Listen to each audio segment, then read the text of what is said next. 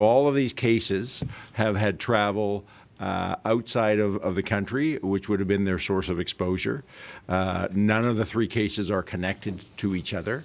Extensive public health follow-up on all of the cases and their close contacts began last night. As soon as we were notified of the cases, we were able to say that there are a small number of Nova Scotians who were in close contact with these individuals, and all those, but we're fortunately a small number, all those individuals are now being asked to quarantine themselves for 14 days and monitor their symptoms carefully, and then call 811 if they develop symptoms suggestive of COVID. So the public health steps are well in place to manage these 3 cases. Last week, we announced the public sector employees, including healthcare workers, teachers, and civil servants, along with students and children in daycare who traveled outside of Canada, are required to self-isolate for 14 days when they get back.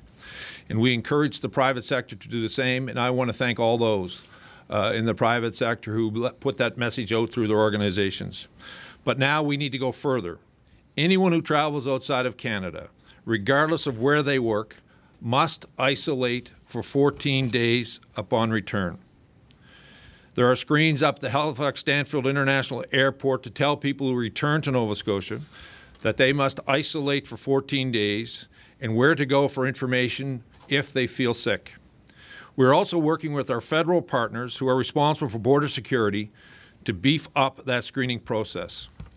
In addition to the work they are doing, we are also placing our own inspectors at the airport, whether you're arriving domestically or internationally, to remind everyone to self-isolate and let them know what to do if they are feeling sick.